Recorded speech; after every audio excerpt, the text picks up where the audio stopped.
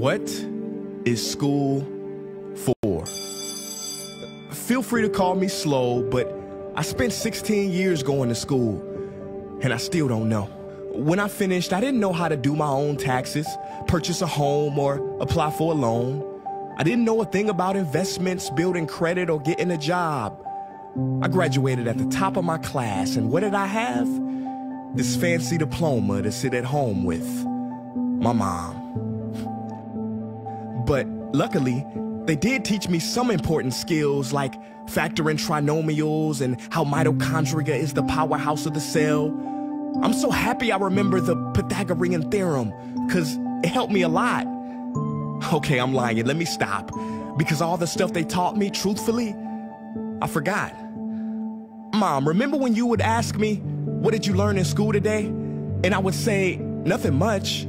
I wasn't being modest. The truth about it, Mom, is I had already forgotten. And it's not just me. Millions of students sing the same song. How many of you guys avoid eye contact with the teacher to try not to get caught upon? Afraid to raise your hand for fear of being wrong, which proves that school isn't an environment for learning or building up the intellect.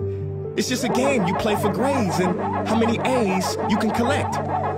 But I guess what do you expect when the most commonly asked question in class is this gonna be on the test? Is this gonna be on the test? See, if school put learning instead of testing and memorizing as the top standard, then the letter F would not stand for failure. It would stand for find another answer. And if school was really interested in our personal and academic success, students would wake up later, have more freedom, and homework a lot less. And that's not my opinion. This conclusion has been scientifically tested and proven. And any teacher that doesn't believe me, feel free to check my works cited page to inspect. Oh, and I did it in MLA format because I know that's all you will accept.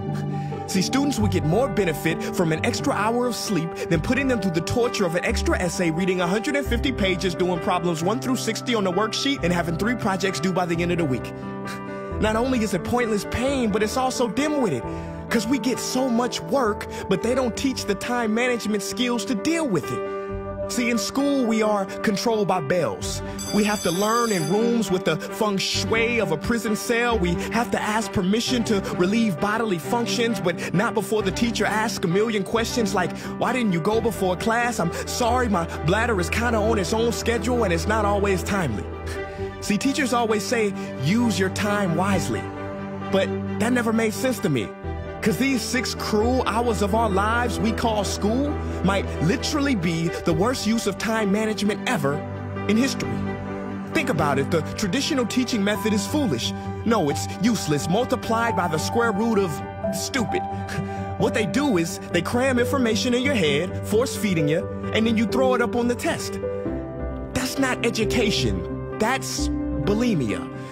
And the more bulimic you are, the better you will do on their assessments. So it's no wonder why so many students graduate mentally and emotionally anorexic. See, school teaches you how to memorize dots. True education should teach you how to connect them. True education teaches you how to catch a fish. School teaches you, yeah, you caught the fish, but you didn't show your work, so it doesn't count. Throw it back. I'm just asking, what is school for? It's not education, that's just not true. If you still think that, you might be sniffing glue. See, the word education comes from the Latin root educe, meaning bring out, i.e. bring the gifts out of a person and make them viable. But school doesn't bring out much, it just stuffs more facts inside of you. Now some of that stuff is justifiable. We need reading, writing, and some arithmetic, that's fair. But are you telling me metamorphic and igneous rocks are more important than self-care? If suicide is the 3rd leading cause of death of ages 10 to 24, and Harvard studies suggest the biggest predictor for success is self-control and emotional health, then why the heck aren't we taught how to handle stress, bullies, or rejection? How about anxiety or depression? You know, skills we need for our entire lives. Bro, I don't even know how to cook. I'm honestly surprised I'm still alive. But hey, at least I can name all the battles that happened in the Civil War. Seriously, what is school for? Some say you need it to be successful, and that's something we do not doubt. But do you own a MacBook or iPhone? Did you know they both were created by a dropout? Are you watching this video on Facebook or YouTube? Doesn't matter which you choose. They both were created by dropouts. Ever use Snapchat, WhatsApp, shopped at Whole Foods? Well, thank a dropout. Does your home furniture come from IKEA? Okay, don't get the wrong idea. He was not a dropout. Don't be a fool. I mean, how could he drop out? Ingvar Kamprad, founder of IKEA.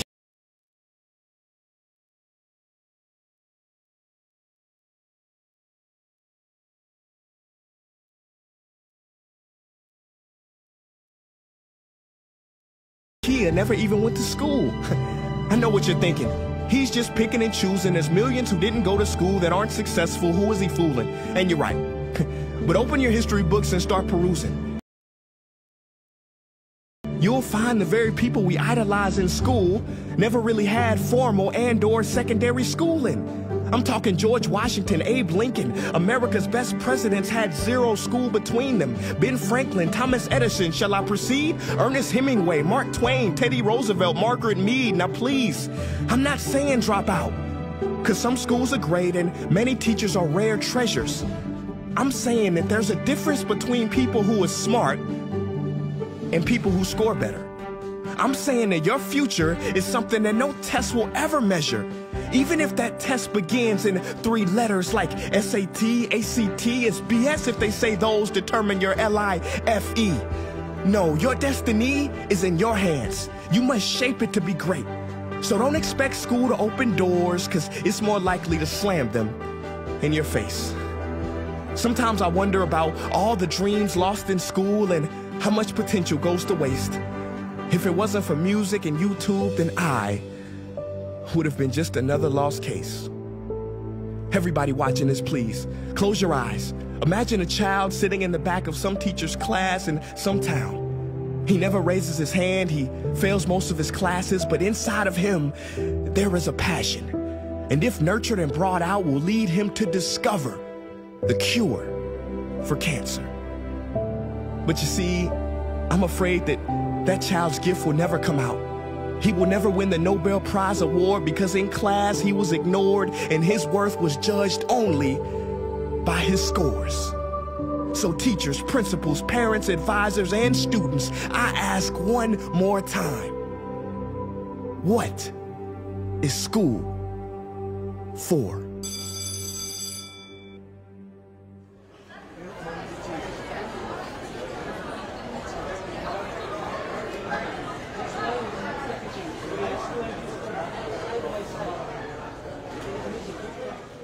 Hey guys, what's up?